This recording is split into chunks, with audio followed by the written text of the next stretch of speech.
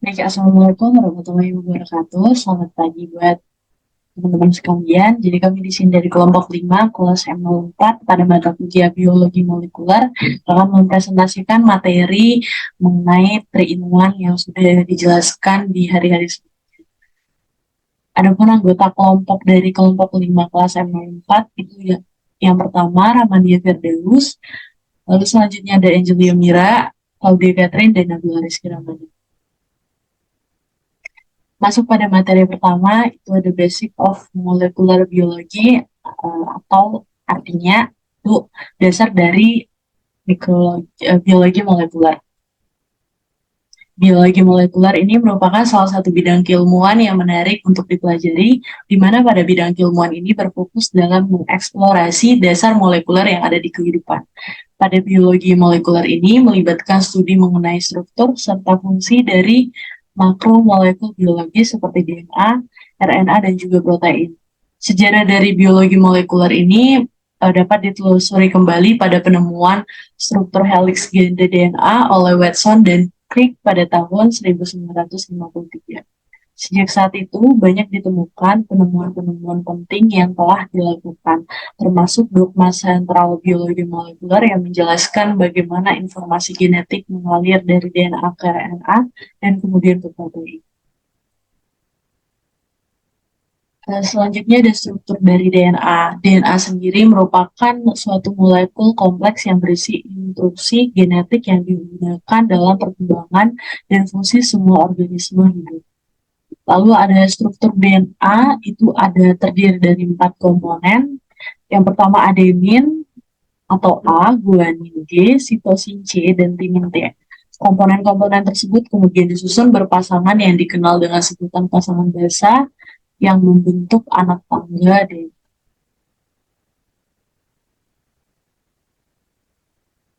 Selanjutnya molekul DNA ini yang sudah saya jelasin sebelumnya itu ada 4 penyusun nukleotida yang berbeda-beda. Lalu nukleotida tersebut berpasangan untuk membentuk suatu struktur helix ganda DNA yang terkenal dengan A yang selalu berpasangan dengan T, yaitu adenin yang berpasangan dengan timin, dan C yang selalu berpasangan dengan G, itu sitosin berpasangan dengan guanin. Selama proses transkripsi, molekul RNA akan disintesis yang membawa informasi genetik dari urutan DNA. Molekul RNA tersebut kemudian akan berperan sebagai cetakan untuk sintesis protein yang terjadi selama proses translasi yang sedang berlangsung.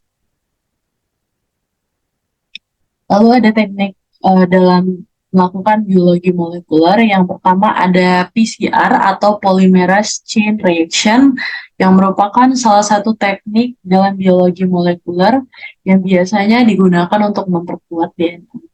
Pada teknik ini melibatkan siklus pemanasan dan juga pendinginan berulang yang digunakan untuk mengubah sifat anil dan juga memperpanjang untaian DNA.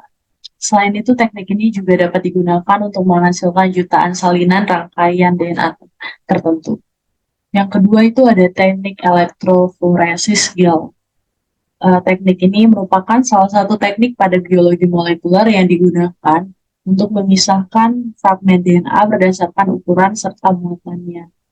Lalu selanjutnya teknik ini dilakukan dengan DNA dimasukkan ke dalam matriks gel dan arus listrik dialirkan sehingga menyebabkan DNA bermigrasi molekul.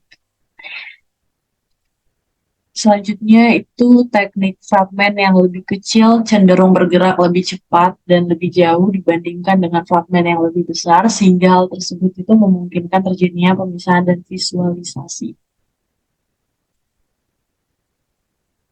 Selanjutnya, urutan DNA ini merupakan proses dalam menentukan urutan nukleotida dalam molekul. Lalu, terdapat beberapa metode pengurutan DNA yang meliputi pengurutan Sanger dan pengurutan generasi berikutnya. Dan yang terakhir, teknik tersebut telah merevolusi penelitian biologi molekuler dan memiliki banyak penerapan dalam bidang kedokteran. Penerapan biologi biomolekuler ini dapat diaplikasikan pada beberapa bidang di kehidupan. Salah satu pengaplikasian yang utama yaitu rekayasa genetika, di mana dalam rekayasa genetika ini melibatkan manipulasi DNA suatu organisme untuk menambahkan atau menghilangkan sifat-sifat tertentu. Rekayasa genetika ini telah digunakan untuk menghasilkan tanaman yang tahan terhadap hama dan penyakit, serta hewan yang menghasilkan protein yang bermanfaat. Biologi molekuler di masa depan akan terdapat dua tren utama yang akan menonjol, yaitu pengeditan gen CRISPR atau Cas9 dan biologi sintetik.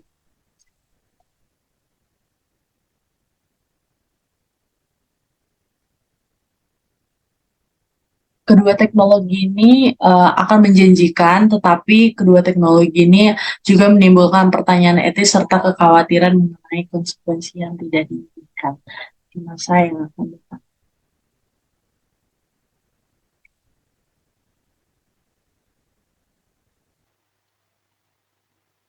Baik, selanjutnya yaitu materi biochemical analysis teknis, molecular biologi analisis teknis, dan microbial analisis teknis. Yang pertama ada teknik analisis biokimia, yaitu ada protein purification. Protein purification merupakan proses pemurnian protein untuk mendapatkan protein murni dalam jumlah yang banyak dari suatu tempat. Purifikasi diawali dengan memecah sel atau lisis, di mana pemecahan sel ditujukan untuk melepaskan protein dari sel inang menjadi bentuk terlarut, selanjutnya diikuti dengan dialisis dan penukaran kation kromatografi. Nah, untuk dialisis sendiri merupakan teknik yang digunakan untuk menghilangkan garam-garam, ion, dan molekul kecil lainnya dari larutan protein untuk menghilangkan kontaminan dan meningkatkan kemurnian protein. Nah, untuk kromatografi adalah langkah penting dalam purifikasi protein, di mana metode ini memanfaatkan perbedaan sifat fisiokimia protein seperti ukuran, muatan, afinitas, atau kelarutan untuk memisahkan protein. Jenis-jenis kromatografi yang digunakan termasuk kromatografi pertukaran ion, kromatografi afinitas, kromatografi ukuran eksklusi, dan lain-lain. Nah, yang kedua ada enzim kinetik. Kinetik merupakan katalisator biologi yang memegang peran sentral dalam memfasilitasi reaksi kimia yang vital bagi kehidupan di tingkat seluler. Nah, proses kinetika enzim mengacu pada bagaimana enzim mempengaruhi laju reaksi kimia dalam reaksi kataliknya yang melibatkan serangkaian tahapan dan interaksi antara enzim, substrat, dan produk. Nah, untuk langkah-langkah kinetika enzim secara umum ada 4. Yang pertama ada pengenalan substrat, di mana proses kinetika enzim dimulai dengan pengenalan substrat oleh enzim terjadi ketika substrat dengan struktur molekul yang sesuai dengan siklus aktif enzim berinteraksi dengan enzim. Nah, yang kedua ada pembentukan kompleks enzim, kompleks substrat enzim, di mana substrat berdekatan dengan enzim di situs aktif, maka akan terbentuk kompleks substrat enzim. Nah, yang ketiga ada reaksi kimia. Pada tahap ini, enzim memfasilitasi reaksi kimia antara substrat untuk membentuk produk. Enzim tidak ikut berubah dalam reaksi ini, yang berarti enzim dapat digunakan kembali untuk mengkatalis reaksi serupa. Nah, yang keempat ada pembebasan produk. Setelah reaksi kimia selesai, produk dihasilkan dan dilepaskan dari situs aktif enzim. Enzim sekarang dapat digunakan kembali untuk mengkatalis reaksi berikutnya. Nah, untuk yang ketiga ada spektroskopi, di mana merupakan suatu metode analisis yang mengukur konsentrasi berdasarkan kemampuan dalam menyerap cahaya. Nah, untuk jenis-jenis spektroskopi yang digunakan dalam biokimia antara lain ada spektroskopi UV, inframerah, dan spektroskopi resonansi magnetik nuklir. Yang keempat yaitu teknologi DNA rekombinan. Teknologi DNA rekombinan melibatkan manipulasi materi genetik untuk menciptakan kombinasi urutan DNA baru. Teknologi DNA rekombinan meliputi teknik untuk mengisolasi DNA, memotong DNA, menggabung atau menyambung DNA, dan memasukkan SDA ke dalam sel hidup sehingga DNA rekombinan dapat bereplikasi dan diekspresikan. Untuk yang kelima ada enzim linked immunosorbate assay atau ELISA. Nah, di mana teknik analisis biokimia yang digunakan untuk mendeteksi dan mengukur antigen mikroba tertentu yang digunakan dalam penelitian biologi perikanan untuk mendeteksi antigen mikroba, termasuk antigen dari pertumbuhan alga yang berbahaya, bakteri patogen, dan virus. Nah, untuk yang keenam ada PCR. PCR merupakan teknologi yang mampu melipat gandakan secuplik fragmen DNA yang terdapat dalam kompleks makromolekul genom dari berbagai sumber. Prinsip PCR yaitu ketika dua pasang fragmen primer yang saling berlawanan dan berkomplement terhadap masing-masing mutas DNA dengan mengulang siklus. Nah, lanjutan dari PCR ini di mana prosesnya itu ada denaturasi, di mana dua utas DNA dipisahkan secara fisik menggunakan suhu tinggi. Yang kedua ada annealing, di mana suhu diturunkan untuk memfasilitasi penempelan DNA polimerase secara spesifik pada untaian tunggal DNA yang sudah berkomplementasi dengan primer spesifiknya. Lalu yang ketiga ada polimerasi, di mana untai tunggal DNA dibaca oleh DNA polimerase dengan menambahkan basa-basa DNA komplemennya. Maka fragmen secara teknis DNA perbanyakan DNA dengan PCR memerlukan 7 komponen. Yang pertama ada template, yang kedua enzim DNA, polimerase yang tahan panas, yang ketiga ada satu pasang primer, yang keempat NTP, yang kelima kofaktor, yang keenam larutan penyangga, dan yang ketujuh air. Nah, untuk yang ketujuh ada fluorescent in situ hybridization. Nah, teknik untuk memvisualisasikan sel mikroba tertentu yang dapat membantu peneliti memahami keragaman genetik dalam populasi ikan dan membantu dalam program pemuliaan ikan. Dan itu, FISH dapat digunakan untuk mengidentifikasi pola variasi genetik dan populasi ikan, mendeteksi patogen seperti bakteri atau virus dalam sampel ikan. Nah, selanjutnya ada teknik analisis biologi molekuler. Yang pertama, PCR merupakan teknik untuk memperkuat satu atau beberapa salinan sepotong DNA dalam beberapa kali lipat, menghasilkan ribuan hingga jutaan salinan rangkaian DNA tertentu. Yang kedua ada elektroforesis gel untuk memisahkan molekul DNA, RNA, atau protein berdasarkan ukuran dan muatannya. Teknik ini memiliki beberapa penerapan yang luas dalam analisis biologi molekuler, termasuk dalam hal sidik jari DNA, pemetaan genetik, dan mendeteksi mutasi atau variasi rangkaian DNA. Nah, untuk yang ketiga ada denaturing gradation gel electrophoresis. Nah, merupakan teknik biologi molekuler yang digunakan untuk menganalisis komunitas mikroba di lingkungan perairan. Salah satu manfaat utama DGGE adalah kemampuannya untuk mendeteksi populasi mikroba langka dan atau dengan kelimpahan yang mungkin terlewatkan dengan metode lain. Selanjutnya ada sequencing, merupakan teknik untuk menentukan urutan nukleotida yang tepat dalam molekul DNA. Informasi ini dapat digunakan untuk mengidentifikasi mutasi atau variasi gen, mempelajari keragaman genetik, dan bahkan merekonstruksi hubungan evolusi antara spesies. Nah, selanjutnya ada analisis microarray, adalah teknik untuk mempelajari gen ekspresi dan fungsi gen. Analisis microarray memiliki kegunaan salah satunya termasuk mengidentifikasi biomarker penyakit, mempelajari efek obat pada ekspresi gen, dan memahami proses perkembangannya. Nah, berikutnya ada hibridasi fluorescence in situ, adalah teknik biologi molekuler yang digunakan untuk mengidentifikasi dan mengukur populasi mikroba tertentu di lingkungan perairan. Selanjutnya ada metagenomics, adalah bidang studi baru yang melibatkan analisis DNA komunitas mikroba di lingkungan perairan. Salah satu potensi penerapan metagenomics adalah di bidang bioremediasi, di mana mikroba digunakan untuk mengurangi polutan yang terdapat di perairan. Berikut adalah microbial analysis teknis, yang merupakan metode yang digunakan untuk mengidentifikasi dan mengukur mikroorganisme dalam suatu sampel. Teknik ini digunakan di berbagai industri seperti kesehatan, produksi pangan, dan pemantauan lingkungan untuk menjamin keamanan dan kualitas. Nah, untuk tekniknya sendiri terdapat 3. Yang pertama ada mikroskop, merupakan teknik yang paling umum untuk menganalisis populasi mikroba di lingkungan perairan. Mikroskop memberikan informasi yang penting tentang ukuran, bentuk, dan struktur sel mikroba yang memungkinkan peneliti untuk mengidentifikasi spesies tertentu dan menilai kelimpahannya dalam suatu sampel. Nah, yang kedua ada flow cytometry. Cytometry adalah teknik yang lebih maju yang menggunakan laser dan fluoresensi untuk menganalisis populasi di lingkungan perairan.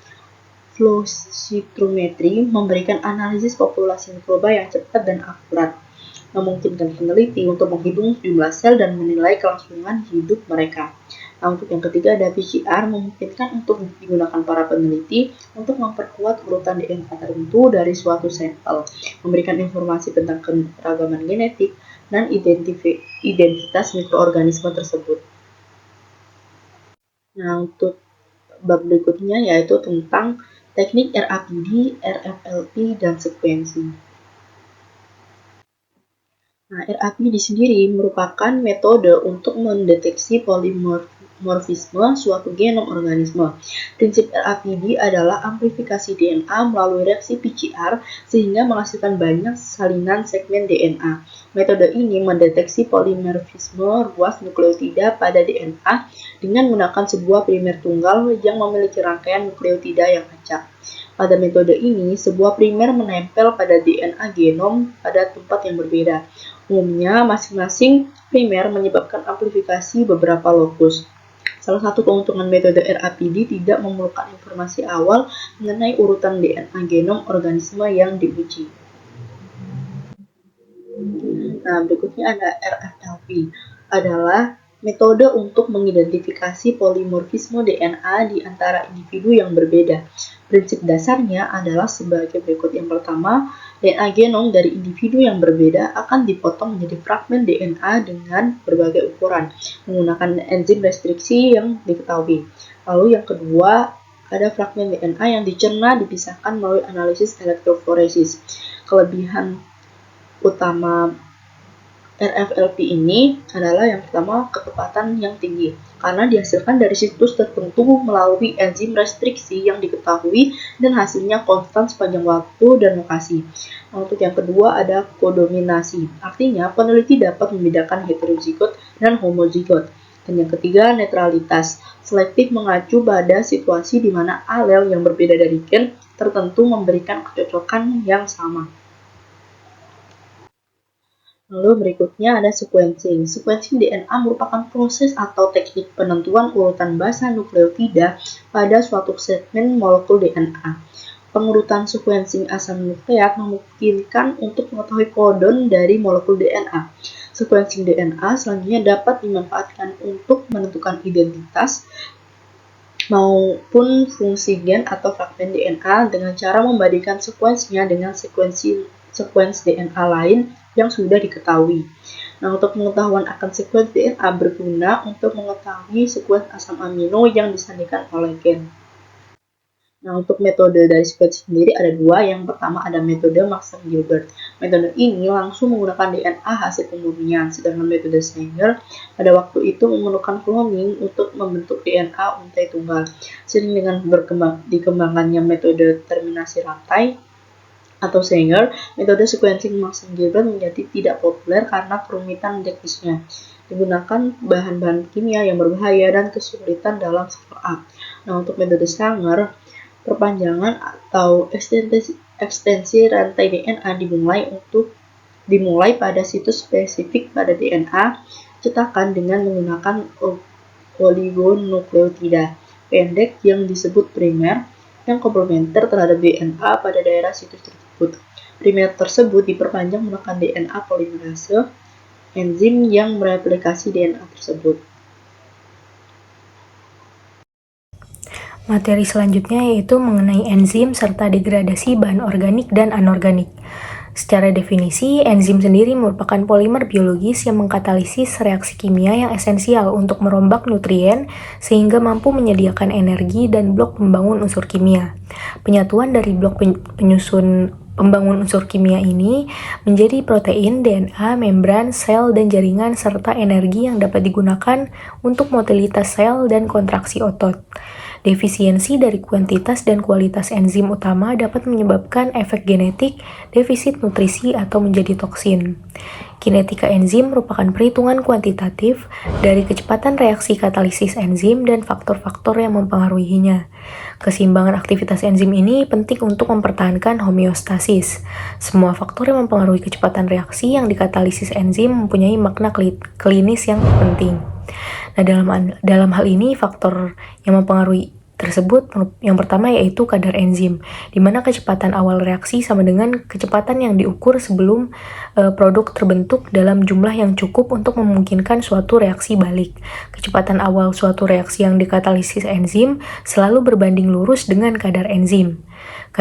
Yang kedua yaitu kadar substrat, di mana jika kadar substrat meningkat sementara semua kondisi lain dipertahankan secara konstan, maka kecepatan awal akan meningkat hingga mencapai nilai maksimum. Dengan demikian kecepatan reaksi akan bertambah seiring dengan meningkatnya kadar substrat, hingga tercapai suatu keadaan enzim menjadi jenuh oleh substrat.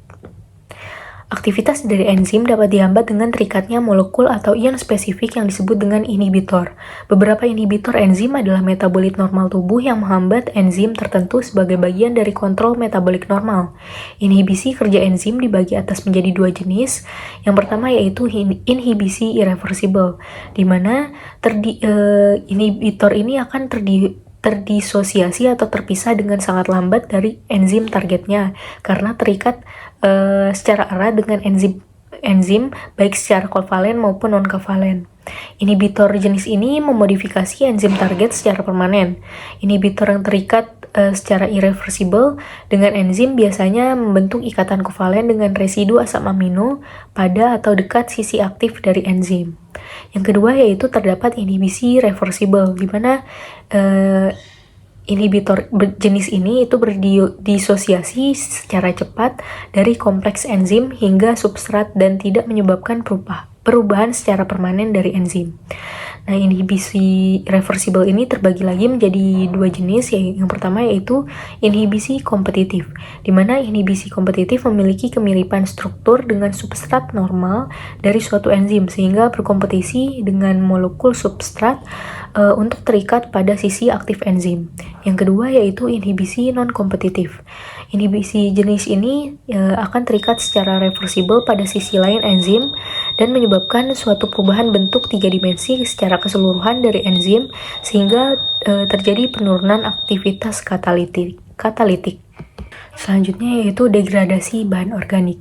Degradasi bahan organik ini menjadi proses penting di alam yang mana enzim memegang peranan yang sangat penting. Degradasi bahan organik melibatkan proses kompleks dalam memecah molekul organik besar menjadi yang lebih kecil yang dapat dimanfaatkan dalam praktik pengelolaan limbah dan membantu pengurangan polusi. Dengan keberadaan enzim akan membantu mempercepat pemecahan molekul kompleks tersebut menjadi molekul yang lebih sederhana melalui proses awal yang disebut dengan hidrolisis. Kemudian penguraian bahan organik oleh mikroorganisme akan mendorong terjadinya pengasaman tanah yang meningkatkan kandungan nutrisi dan biogas dari tanah tersebut. Kemudian terdapat beberapa faktor lingkungan yang mempengaruhi aktivitas enzim dalam degradasi bahan organik seperti suhu, pH, dan juga substrat. Kemudian terdapat beberapa enzim yang berperan dalam sistem degradasi bahan organik dengan masing-masing fungsi spesifiknya. Yang pertama yaitu enzim protease yang berfungsi dalam memecah protein menjadi peptida dan asam amino yang lebih kecil. Yang kedua yaitu enzim lipase yang berfungsi dalam memecah lemak dan minyak menjadi gliserol dan asam lemak. Yang ketiga yaitu enzim selulase yang berfungsi dalam memecah selulosa menjadi molekul glukosa. Yang keempat yaitu enzim amilase yang berfungsi dalam memecah pati menjadi gula yang lebih sederhana. Dan yang terakhir terdapat enzim pektinase yang berfungsi dalam memecah pektin menjadi karbohidrat yang lebih sederhana. Pada lingkup perairan tersendiri, mikroorganisme juga memainkan peran penting dalam penguraian bahan organik untuk menjaga kesehatan ekosistem perairan. Bahan organik di perairan dapat berasal dari tanaman dan hewan mati, kotoran, hingga polutan. Nah, terdapat 3 strategi mikroorganisme dalam menguraikan bahan organik meliputi respirasi aerobik dan anaerobik, serta fermentasi yang dapat membantu pencegahan dampak aktivitas manusia terhadap perairan. Selanjutnya yaitu sistem degradasi bahan anorganik.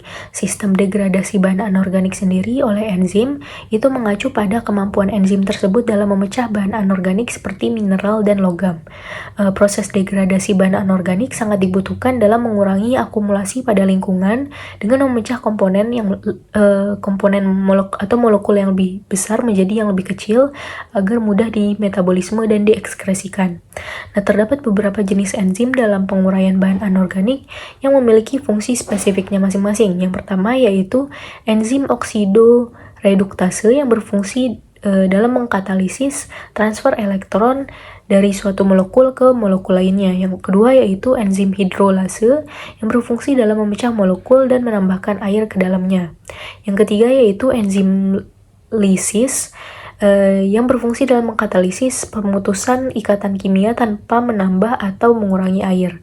Yang keempat yaitu enzim transferase dengan mentransfer fungsi antar molekul dan ligase yang menggabungkan dua molekul menjadi satu. Nah, salah satu bentuk degradasi bahan organik yang paling penting dalam ekosistem perairan merupakan siklus nitrogen yang melibatkan konversi gas nitrogen dalam bentuk molekul yang dapat dimanfaatkan oleh tanaman dan hewan khususnya pada perairan. Nah, proses degradasi pada siklus nitrogen ini penting terjadi dalam menjaga kesehatan ekosistem perairan guna mengatur tingkatan nutrisi dan pertumbuhan produsen fitoplankton. Nah, tanpa proses degradasi ini dapat memicu terjadinya kandungan amonia yang berlebih di perairan yang dapat memicu toksisitas perairan. Materi selanjutnya yaitu mengenai prinsip dasar analisis molekuler dalam bioteknologi. Nah, terdapat balai karantina ikan, pengendalian mutu, dan keamanan hasil perikanan, di mana balai ini bertugas dalam melaksanakan pencegahan masuk dan tersebarnya hama dan penyakit ikan karantina ke atau di keluar wilayah negara Republik Indonesia, serta melakukan pengendalian mutu dan keamanan hasil perikanan serta penerapan sistem manajemen mutu dan menjaga keamanan hayati, di mana balai karantina ikan ini memiliki asas yaitu kelestarian sumber daya alam hayati ikan. Nah, secara keseluruhan, tujuan dari penyelenggaraan karantina ini adalah sebagai fungsi pengawasan dan pengendalian keluar masuknya hama dari tumbuhan, hewan, dan juga agen hayati lainnya. Karantina ikan sendiri merupakan tindakan sebagai upaya pencegahan masuk dan tersebarnya hama penyakit ikan karantina dari luar negeri dan dari suatu area ke area lainnya di dalam negeri maupun keluarnya dari wilayah negara Republik Indonesia. Hama dan penyakit ikan karantina digolongkan pada semua hama dan penyakit ikan yang belum terdapat dan atau telah terdapat hanya di area tertentu di wilayah negara Republik Indonesia dalam waktu yang relatif cepat dapat mewabah dan merugikan sosioekonomi dan atau dapat menyebabkan bahaya terhadap kesehatan masyarakat. Nah, penggolongan hama penyakit ini terdapat dua penggolongan. Yang pertama yaitu golongan pertama yang diklasifikasikan sebagai semua hama dan penyakit ikan karantina yang dapat disuci hamakan dan atau disembuhkan dari media pembawa karena teknologi perlakuannya belum dikuasai. Dan terdapat golongan kedua yang diklasifikasikan sebagai semua hama dan penyakit ikan karantina yang dapat disuci hamakan dan atau disembuhkan dari media pembawa karena teknologi perlakuannya sudah dikuasai. Nah, munculnya gejala penyakit merupakan interaksi antara tiga faktor utama yaitu patogen yang virulen, inang yang rentan, dan juga lingkungan yang mendukung. Ketiga faktor tersebut saling membantu atau mendukung untuk menimbulkan suatu penyakit. Apabila salah satu komponennya tidak mendukung, maka gejala penyakit tidak akan muncul. Oleh karena itu, sistem tersebut dikenal sebagai segitiga penyakit atau disease triangle. Gejala klinis merupakan tanda-tanda yang terdapat pada ikan yang disebabkan oleh serangan hama dan penyakit ikan berupa kelainan atau perubahan fisik, tingkah laku yang dapat dilihat secara visual. Kemudian yaitu contoh uji, di mana contoh uji ini merupakan bahan yang akan diperiksa dapat berupa ikan sakit, hidup atau ikan mati dalam bentuk tubuh utuh atau sebagian organ tubuh ikan yang telah mengalami perubahan. Cara pengambilan contoh uji ini Di mana ikan berukuran besar atau dapat ditangani secara individual digunakan pengambilan contoh uji sistematik random. Sebagai contoh, contoh uji dapat dikumpulkan pada saat panen atau selama kegiatan pengelolaan rutin yang melibatkan penanganan ikan, seperti penilaian atau vaksinasi. Sampling sistematik dilakukan dengan memilih ikan secara berkala. Jika ikan berukuran kecil atau tidak dapat ditangani secara individual, maka ikan harus ditangkap dengan cara yang paling efisien dan praktis. Namun, pengambilan contoh uji harus diupayakan dapat mewakili populasi. Pengambilan contoh uji dilakukan dengan memperhatikan target media pembawa dan target uji hama penyakit ikan yang telah ditentukan. Contoh uji dapat diambil dari ikan yang menunjukkan gejala sakit maupun tidak menunjukkan gejala yang sakit. Sekian presentasi yang dapat kami sampaikan, kurang lebihnya mohon maaf. Assalamualaikum warahmatullahi wabarakatuh. Terima kasih.